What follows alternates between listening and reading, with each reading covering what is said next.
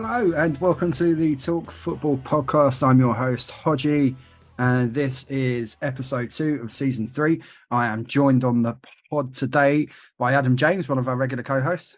Hello, everybody. Hello. And we are joined by Manchester United fan, Mr. Andy Reid. And if you joined us on the live watch along, you'll understand why Mr. Reid's so happy right now. Welcome to the pod, Mr. Reid. Thank you for having me again, Hodgie. It's been a while.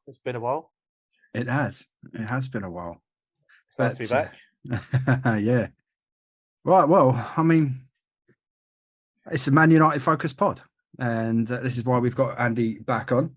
And where do we start? Well, we're going to start right at the start of the season because it wasn't a great start to the season for you, was it? You got done by Brighton, done by Brentford, 4-0. And then that's it. Then he decides to drop the fridge, and everything's been rosy since. Absolutely, I've watched every game live on Sky and BT, and that Brentford game, I think, was just a wake-up call for Ten Hag to say, right, drop Maguire, see how Martinez and Varane play, because Varane's only just come back from injury full time from the Brentford game. Yeah, so it's nice just to see what them two are doing. Them two are just blimmin' awesome at the minute. Also, Shaw not playing as well. I think Shaw had a very poor start to the season in those first couple of games as well. I know, I know Adam watched those games as well, and we commented on it as well how poor they were, particularly on the Brentford game. That Brentford game, like my missus is actually sitting there watching me. She's like, "Don't talk to your dad." She said to my daughter, "Don't talk to your dad. He's very upset." And I'm just sitting there, red faced. I was just like, "Well, I'm going to the pub. I'll see you soon." Yeah, and then obviously since that, then we come on to the Liverpool game, and what a result that was, and what a performance. Obviously, you made the changes. Absolutely, like to keep from bearing in mind this kid's just come from Feyenoord. Malaysia. Malaysia. I can't say the Dutch league, but for him to come to that, to come to Man. For him to come to that, to Man United, to then man mark Mo Salah, which ain't an easy thing to do as a Chelsea fan yourself, that is, and to have Salah in his pocket the whole game, except for when he scored. That's not an easy thing to do. For your full debut, starting debut, and just man mark Salah. I like him anyway. I saw little bits and pieces of him in pre-season, and I like the look of him anyway. Pacey, direct. Doesn't mind a tackle. Good signing, I think, Malaysia. Yeah. People are saying like he's the new Evra. He's the Dutch Evra. I'm not complaining about that. The four games. I mean, after that, obviously, you followed up that win by beating Leicester, and obviously Leicester being a Midlands club and not a million miles away from Adam. I'm sure Adam was happy with that, wasn't you, mate? Oh, I'm laughing, mate. Laughing. To be fair, Leicester are superb. Leicester that first half, Leicester are massively in trouble. They signed no one, didn't they? Pretty much. One person. One defender to replace Fofana. Got 70 million and then spent 15 million. 15. I mean, he could turn out to be a good player, but that's the market we're in. So you follow up, consolidate obviously the Liverpool result with Leicester, and then we're on to where we are today. And obviously against the league leaders. No, don't get me wrong. Adam's pointing at his dog. Don't get me wrong. Arsenal were superb. Did you know what? For periods of the game, Arsenal's play awesome. was on the money. I think you weren't getting tight to Odegaard, and Odegaard was having a real impact on the play, and every time that they got him on the ball, he could then feed in Saka, and all their play kind of went from there. I mean, I think Martinelli I think the strategy was keep Martinelli and Saka wide and try and stretch the defence, and it paid off on occasions, but they never really had enough people in the box to really trouble you. It was only Jesus, wasn't it? Yeah. And then because he was getting frustrated because he weren't getting service, he was dropping out and dropping deep to try and get on the ball. That's when when Rashford scored the second, that was it. Yeah. Sort of Arsenal just bottled it from then. Well, I think Adam was pulling for Arsenal a little bit because obviously we was doing the live watch along, and he types in the chat, "Great goal, come on Arsenal." So I think you was wanting Arsenal to win today. I was gutted when that goal got disallowed. I was gutted. Yeah, I would say that goal should have stood. Waiting Andy to cry. It's soft, but there was contact and didn't get the ball. So yeah, it's a foul. You know, if that happens in most areas of the pitch, it probably gets given as a foul. I mean, VAR's coming for massive amounts of criticism over the last week or two. So I think they've probably got that one just about right, I would say. I think that's why they brought Paul Tierney over to actually look at the monitor rather than VAR make their decision themselves. Yeah, get him to say, Paul Tierney, come have a look, have a butcher, see what you think. Yeah. So that's that. And he's the one who actually called it. Obviously, it says, I think you're up, you're pushing up towards the sort of top 6-7 now, aren't you? I think we're 5th again. I think we stayed 5th. Oh, yeah. Let's get up the old table and have a little butcher to see where you are. Yeah, you are. You're right. You're up in 5th. 2 points ahead of my boys. Considering where we was after the Brentford game. Well, the thing is, minus 6. Yeah, 5 games into the season. I don't mean 5-6 games into the season. You can't really say this team's out of the running for the title. This team's going to get. Well, I mean, you can say some teams might get relegated or whatever, but I don't. If you look at last season, with about 8 games to go, Liverpool were about 13 points behind Man City, and then took it to the last day of the season. So after 6 games, 5-6 games, I don't think you can decide where you're going to be, but you can have a kind of a bit of an idea about how you're going to get there. Absolutely. It's just since the fridge has been dropped, as you say, it's just a completely different style of football. Yeah, completely. And I think not starting Ronaldo either. I think the other little change as well, not even just the changes with in the forward areas, not playing Ronaldo, not playing Maguire, not playing Shaw. For me, going with one holding midfielder rather than having 2 in there, in Fred and McTominay, just having one frees up the pitch for Eriksen and Bruno to go and do their thing. And so I think that's been a good change. Definitely, because McTominay, since the Brentford game, he's been superb. Obviously, I think his position was under threat when we brought Casemiro in. Yeah.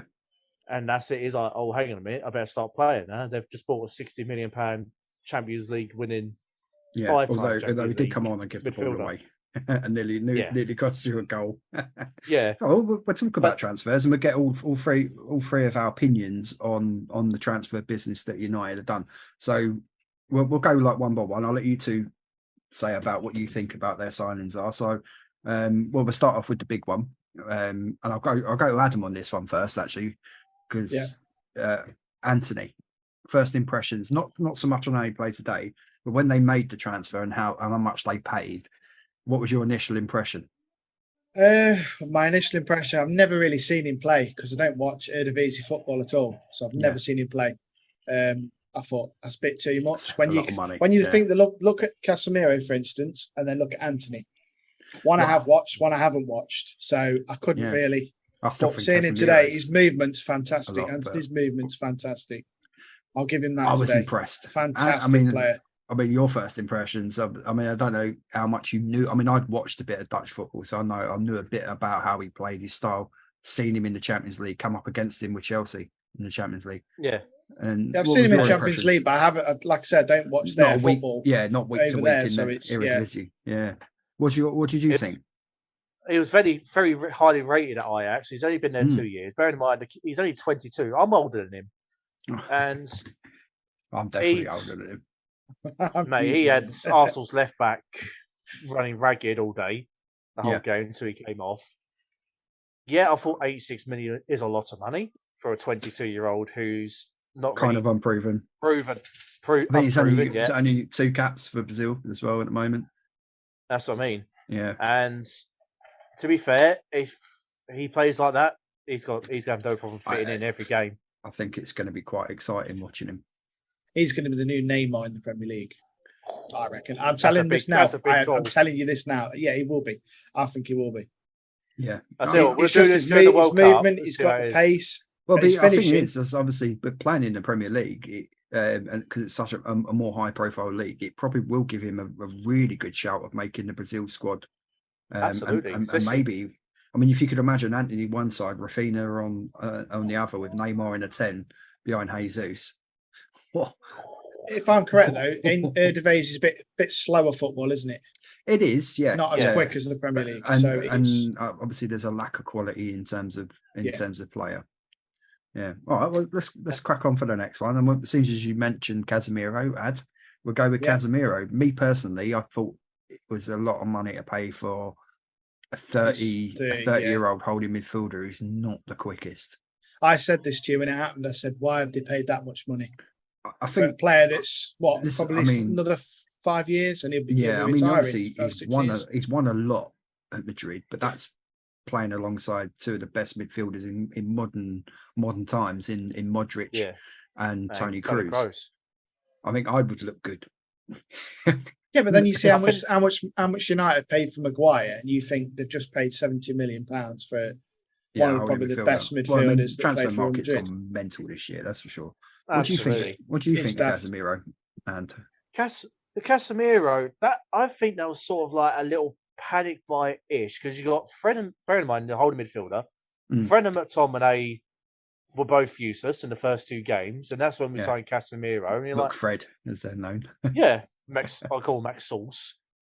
And I thought, I don't know if that was a little panic buy, to be honest, because you had Fred and McTominay. We didn't have any more. We got rid of quite a few players who played in the midfield.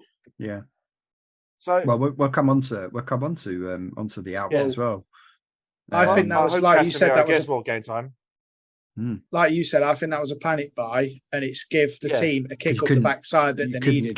Couldn't get De Jong, so maybe and that's it. Since Casemiro's come in, you look at how McTominay's playing now. That is unreal. But playing in a one.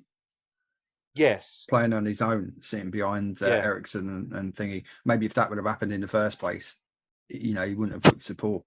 And I just want to praise Rashford as well. He's playing the best I've seen him in a long, long time. Maybe this is a return of Rashford. Martinez, I mean, when you signed him, I was like, well, I mean, I knew about him, and obviously, but for the times I can remember him playing for Ajax. He tended to play almost like a sweeper role in front of the defence, not necessarily always as a centre back, because of the height issue. I thought it was a CDM. Yeah, because of the height issue as well. Yeah, and obviously that showed in those first couple of games. First two games, yeah, the first two games against again Brighton and Brentford. He's quick across the floor. He's good on the ball. The height obviously can be an issue, but I think obviously having Varane beside him gives that bit of power and height, and also Varane's quick across the floor as well. Well, that's it. Them first two games where it was Martinez and Maguire. So if Martinez missed the ball, Varane ran to cover him. Yeah, Maguire never done that in the first two games. It was always, Martinez messed up. That's it. Goal against the Brentford game.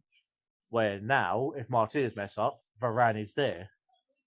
Varane is there backing him up, and say if Varane messes up, Martinez is there. I do like the look of him a little bit. I like looking at him a little bit. He's got the height is something. A bit of an issue, yeah. Bit of an issue, but then he's taken on Bobby Firmino, Liverpool. Yeah. He's taken on Jamie Vardy, who, bearing in mind he's 35, he's still quick. Yeah. He's taken on Gabriel Jesus today. Jesus, Martinelli, and Saka. Yeah, and that's not an easy job to do when he's only played 6 games for Man United. Yeah. So we spoke a little bit about Malacia, and for the money, I think you look like you've got a good value buy there. To be honest, that was a bargain. I think. Yeah. If he played, it's just I'm calling it now. I'm saying it's the new Evra. Yeah. We've lost Adam temporarily. You might have seen him pop on the screen there.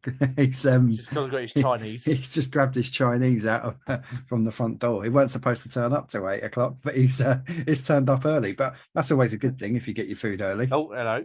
Yeah, it's funny 8:00. There's a funny 8:00. But hey, listen, it arrives, but at least it's arrived. Well, yeah. Yeah.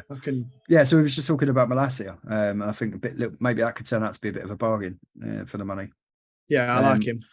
And then, of course, the other signing was Ericsson on a free. Oh, brilliant.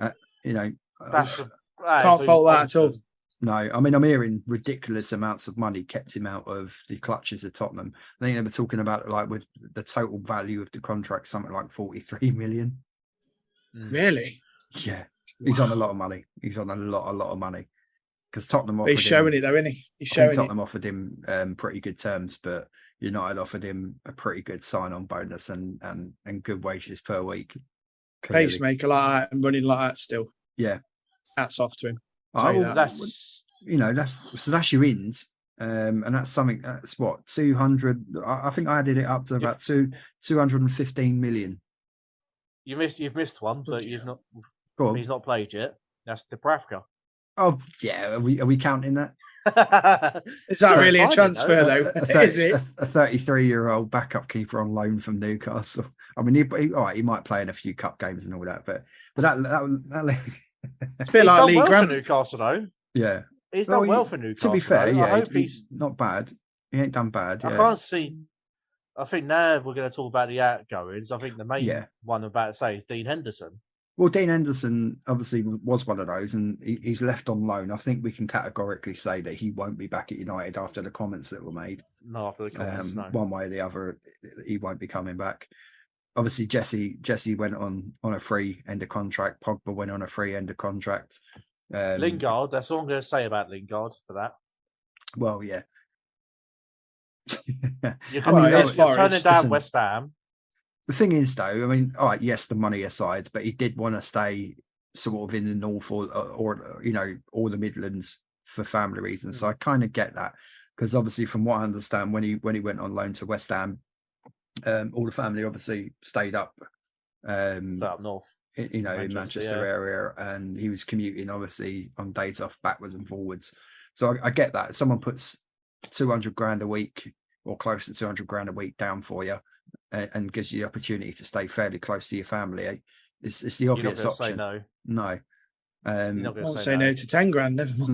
No, and to be fair, with the players that West Ham had already signed and had already got, there was a chance that he might have gone to West Ham and sat on the bench there anyway. So why not go to Forest, take 200 grand and start playing every week? Pretty much, yeah. Yeah. He just wanted to play. It might be, to be fair to him, it's all he wanted was first team football. He wanted to play. And then he wasn't getting that United. The other two that obviously went out was Tellez went out on loan to Sevilla, and then Ahmed Diallo went out on loan to Sunderland. So that was your outgoings. You only actually brought in 10 million. What do you think? We've actually lost quite a few more than that. You got Matic, Mata. Yeah, but that was from the previous season, wasn't it? No, they've just gone. Well, Matic. Oh yeah, of course, Matic was. Yeah, Matic's just gone. Yeah. Mata has, yeah. Matic and Mata. Yeah, and Pogba, they're all left on freeze. Yeah, Pogba was a waste of space. Why did Matic not come up? You sure Matic didn't go into January? The previous January? He went to Roma. Yeah. He's gone Roma with Jose. I'm sure because he didn't come up as one of the outs on transfer market. Yes, for this season. Free. Oh. Well, he ain't there anymore. Yeah, he's at Roma. He's gone Roma. Yeah, he's at Roma. He's at Roma with Jose. Yeah. I'm sure. I thought he joined them in January. No, it was June. Was it June? Yeah, June 1st. June he agreed it. Yeah. Yeah. Okay. Yeah. Well, there's one player that didn't leave that everyone thought was going to leave, which brings us on to the next discussion, which is what to do with Ronaldo. That part. I mean, obviously he's come on today and he did all right, but it looks like he's going to be a bit of a bit part player, because I think when Martial's back ready, fully fit and ready to go, I think Martial probably starts through the middle with maybe. Yeah, I reckon Martial will play up front. Rashford But then again, we've got well, Anthony. It gives you. Would options. you drop Sancho? Would you drop Anthony or Sancho to put Rashford on the wing? Or do you on current form, I play Rashford, Martial, and Anthony. Because I think Sancho has been playing well. He didn't play great today. He weren't Not today, but then you looked at the Leicester game. But then you need a squad and you need options. So yeah. You know, one of them might miss out. We could play all of them. You know, you don't always have to play three in midfield, and you don't always have to, you know. No. So he can rest Eriksen and he can, or give Bruno a rest every now and then. But what the hell do you do? I mean, obviously he's there. Well, they're saying, obviously they said today that, Ronaldo's there for the rest of the season now. So, well, he ain't. Because obviously they seem to have forgot about the January transfer window. So, yeah. I was saying to Andy earlier on, I said, he's always come across so arrogant. So horrible. Well, the thing is, today he actually applauds that goal of Anthony's. Yeah. When you see Anthony, I don't think you get where he is and as good as he is without being selfish. Yeah. To a degree. To a point, but not. I thought he was arrogant all the way across. Like even with this trouble he's been caused with Man United, it was all him apparently. I kind of get it. It was his morale just went. He came back. The morale come back to United with the idea that he would help them get back in the Champions League. They didn't get in the Champions League. He's always going to have this thing with Messi about Champions League records and who's going to. That's it. He wants to break every record possible, don't he? Yeah. So he wants to be playing Champions League football. So I get that, and the whole idea of him coming back was the fact that he would get Man United back to the Champions League. That ain't happened. It's gone south. He didn't get a move, and the problem is because his wages are ridiculous. So, do you think he's fit though? I was saying this to Andy earlier. So do you think he's fit? No, I do. I just think he's 37. He's not. If I was, I'd have a heart attack. He's not a Ronaldo. I mean, he's not. He's not what he used to be at Madrid. You can be as ripped as you like, but at 37, when you've got 20-year-old kids running around you, you're not going to be, especially in the Premier League, you're not going to be as sharp. Don't get me wrong, still quality. Oh, no. And if he gets chances, I expect that he'll put. But it's just I've seen him running, and then he's like this. Like I've never seen him like that. This is what I don't understand. I've never ever seen him. That's it. That's 37. If that were me and you, we'd be dead. We'd be dead on it. But this is the point. He's punching and keeping it at a level well above where most 37-year-old forwards would be. And I can't run after my 10-year-old child. Never mind. He's still there. He's still where he is. I'm 28 and I still can't even run like Ronaldo. But I think obviously the pace of the Premier League, people know it has he ain't going to run past them. He has got the drop in pace. He ain't slight, but he's got drop in pace. But again, I mean, so for me, if it was you, obviously you're the fan, you're the United fan. You move him out in January as best you can. Maybe keep to stop the squad getting upset. Some money for him. But this is the problem. I think you've got to let him go on a free. I think you've got to agree to cancel that last year of his contract, save yourself a ton of wages, because I just don't see anyone paying. That last year of his contract is going to be worth 10 million or whatever. If that. So they wanted 10 to 15 mil in a transfer fee, and then that got him off the books and not with the wages off and the everything. books, and we saved 485 grand a week. No top Champions League club wanted to pay a transfer fee on top of £500,000 a week in wages. That's the problem, and that's why he never got a move. There's rumours he wants to go back to Lisbon. They couldn't afford it because of his mum. His mum's told him. Yeah, they can't. He always listens to his mum. If he took like a huge pay cut, then Lisbon could afford him. I'd imagine that there's not a person at Sporting Lisbon who's probably even on 100 grand a week. Probably nowhere even near that. Not even 50 grand, I'd say. How that they could potentially even get close to doing that. No fee could be involved, and like Andy said, it'd have to be a serious pay cut in wages. Yeah, but to him, it would be sponsorship and all that as well, wouldn't it? Well, he'll get a lot over there with him being course, Portuguese. Everyone will go out and buy whatever club he goes to. Everyone goes out and buys a Ronaldo shirt. Yeah. So that's where you get value, get your money back. But it's a trade-off between value and your merchandise to what he offers on the pitch and what potential problems he could cause in the changing room. Well, to be fair, last season, if it weren't for Ronaldo last season, we would have been bloody mid-table. And this is the thing. We wouldn't have got Europa League. This is the trade-off, isn't it? No doubt he has the quality. Maybe this new manager's probably going to help him in a different way. Because I don't think you like the previous manager, did you? I don't think. No, he didn't like Rangnick. No, Rangnick. Yeah. So no one did like Rangnick. I think Ten Hag wants him out. I think he might. He'll say in public, "Oh, we want to keep Ronaldo at the club and blah blah blah." You're not. You're keeping him at the club because one, it earns money. Two, you want a fee to replace that money that you're going to lose. I don't think Ten Hag wants him there or wants him in the changing room. But he's stuck with him. He's still a quality player, so you might as well use him, even if that's 10, 15 minutes off the bench. Yeah. Well, even today's game, he's trying. Ronaldo is trying, but it's a completely different style of football compared to under Rangnick and Ollie. I think to get the best out of the players that you've got in your forward areas, it has to be a combination of Rashford, Sancho, Antony, and Martial. For me, that's how you go forward. And to be fair, if we didn't have Ronaldo and Martial's still injured, we've only got Rashford as a striker.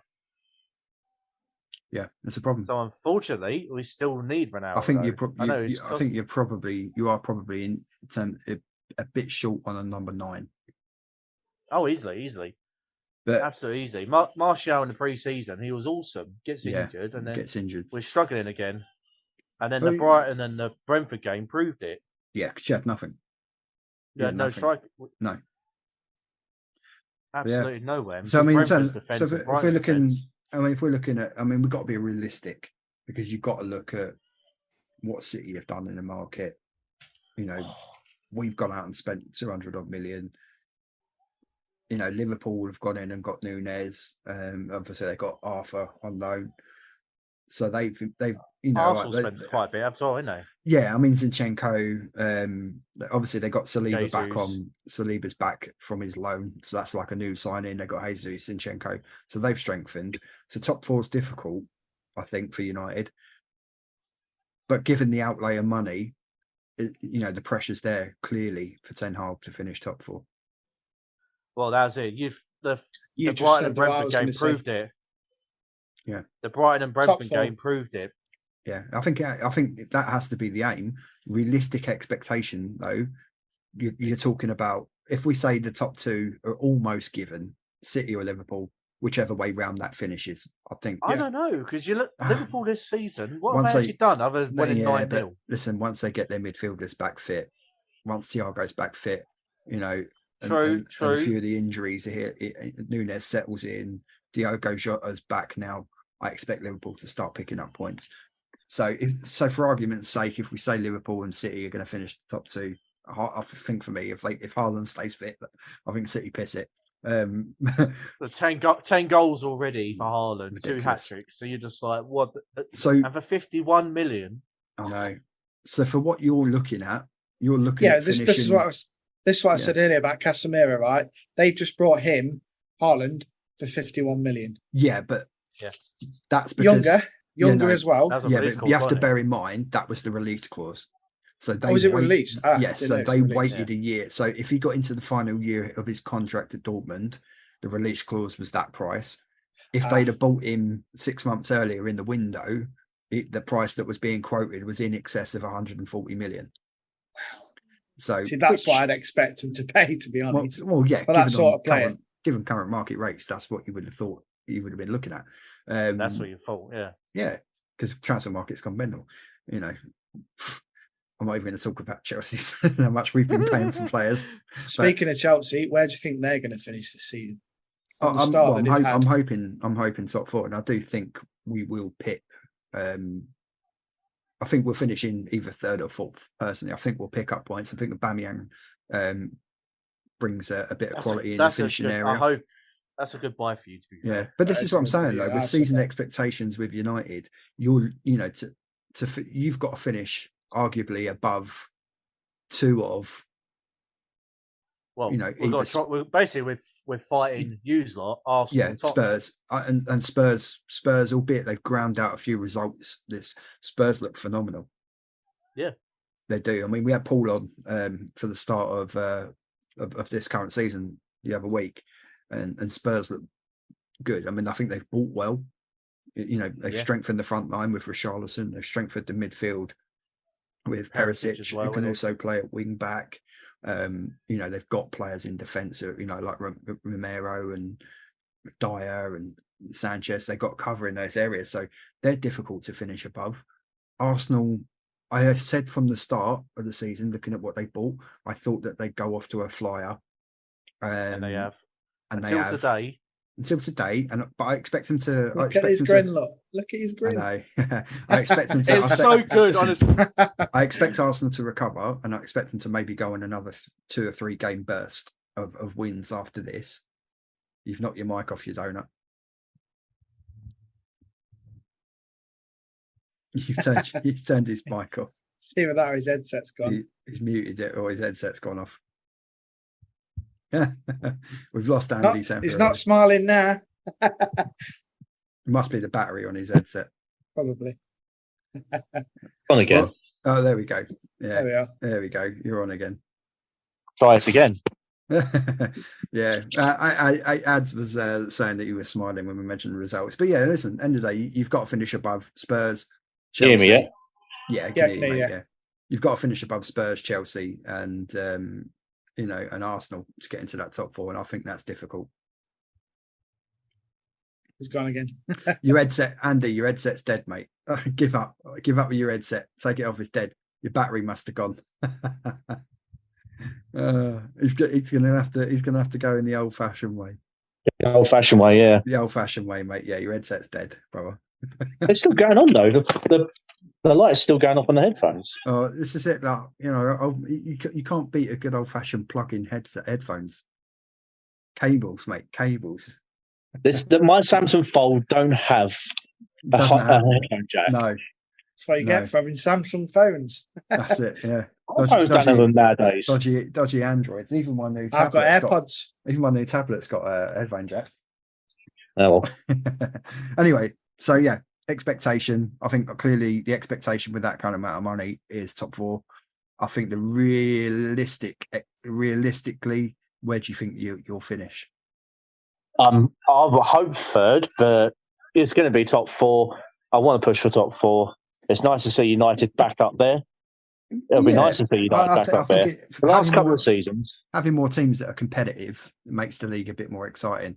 Absolutely. I tip Newcastle for top 6.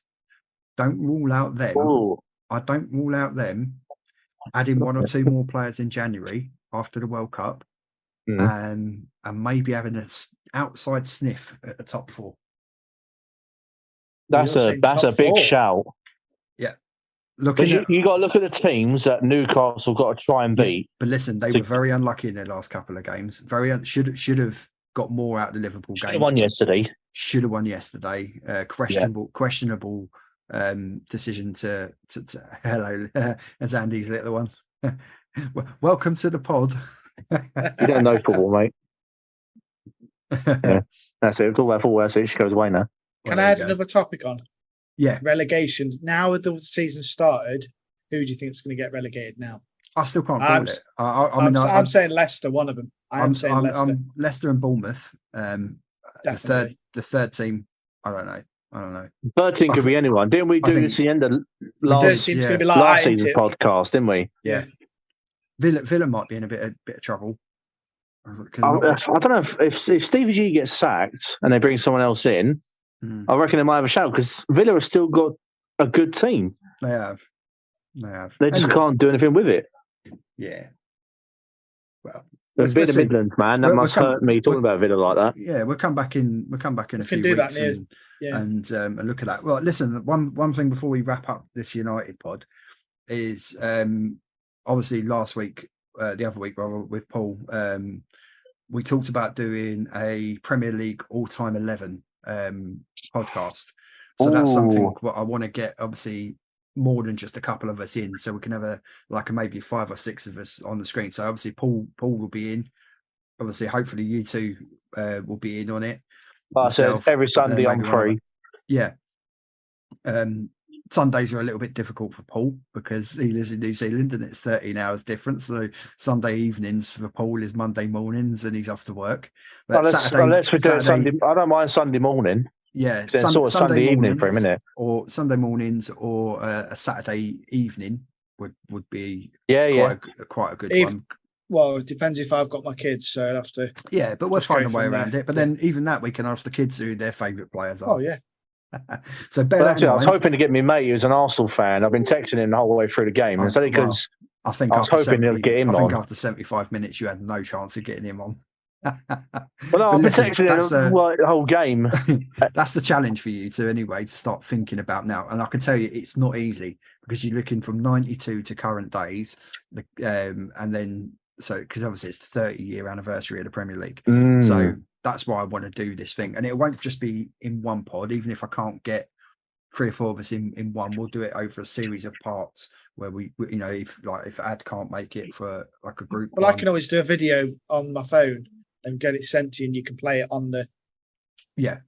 You could play it on the stream, or we just do extra episodes, and we just get people in, and we discuss what why they pick. I listen. I wrote down last week mine. I didn't announce it. I'm not going to announce it because I'll save it for when we do it. And since I wrote that down, I've changed my mind 5 times. Oh, and then I have this conversation. I'll have this conversation with other people, and then they'll say a name, and it's like, I didn't think about them. So now I changed my mind again.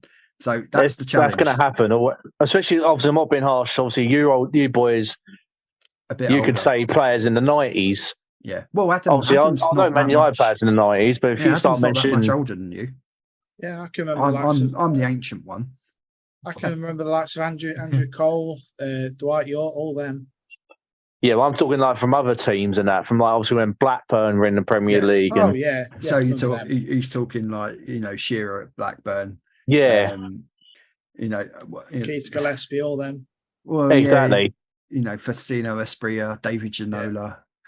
Yeah. I know. Listen, when you start talking about, and then you start thinking about, even like if you look at like 1 or 2 of the teams, like so you're talking Arsenal, you're talking Henry, Vieira, Bergkamp, Pires, Overmars, people like that, and it don't stop. And then you start thinking about, the Invincible team for a start. Then you start thinking about the class of '92 at United, which had for me one of the best all-time 4s in midfield.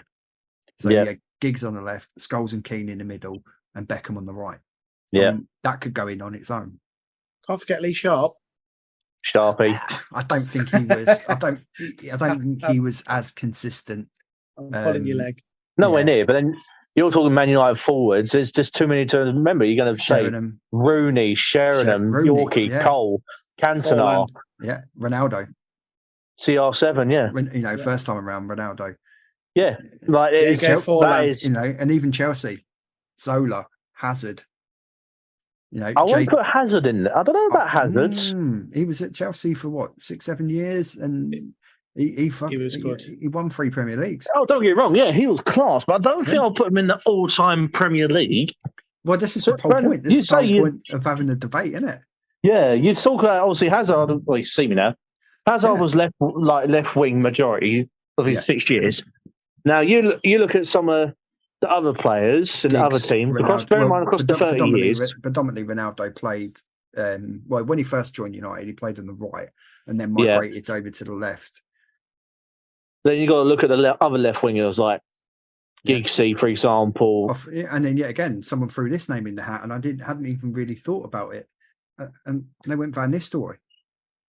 Yeah, Poborski. But you can't. Well, I wouldn't say all-time great. No, he was a good player. He was a good player. But I mean, I'm talking about players that have done it over like a 6-7 year period. And then if you're thinking then modern players, then you've got to start thinking about Aguero, De Bruyne. Yeah, that hurts. But you see where I'm going with it. Yeah, it doesn't stop at the back. You've got people like JT, Ferdinand, Vidic, Tony Adams, Evra, Ashley Cole. Who do you play? How do you pick between Ashley Cole and Carragher? It's difficult. I don't think Carragher gets in there. But then in midfield, I've got some thinking then, mate. Listen, it boggles your brain. It really does. You should do one, that obviously Adam don't can. But you should do an all-time 11. Rude. No, you'll understand why in a minute. You could do an all-time 11, but you can't pick any players from your club. That's impossible because JT goes in mine all day long. No, but see what you mean. It'll be an interesting one to see. Well, I'll tell you what we can do, because obviously Adam and anyone that watches this back can get involved and do this as well. You do it. Derby, we're in the Prem, remember? So there could be some Derby players. Paolo Wanchope, one of the best debuts ever, scored against United. Beat 4 players and slapped it in. Yosser Asanovic as well. But we could also look at doing episodes where we do all-time 11s for your own club. Yes. Because that would be good. That will be very interesting. But it has to be based in your era of watching, because easily, obviously, United, you could be playing, Best, Law, all sorts of people. So you're talking my area. So I started watching United from 2001, 2000 onwards. Yeah. So when you were about, 8, 9 years old-ish? Yeah. So I was 7. 7, 8. You're talking pretty much like just before the Invincibles, the '99 treble team kind of thing. That's the year. It would been the year after the treble. The treble, yeah.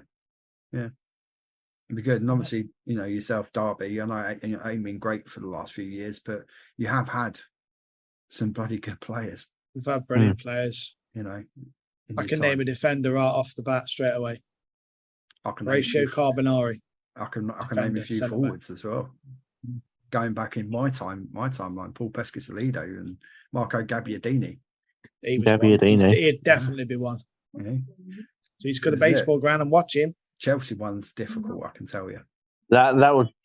I've asked my old man this because he's a Chelsea fan, and he changes all the time. In my era, I started really getting into and watching Chelsea from when I was about sort of 4 or 5. Yeah. So that's you're talking 35 years worth of players to pick from.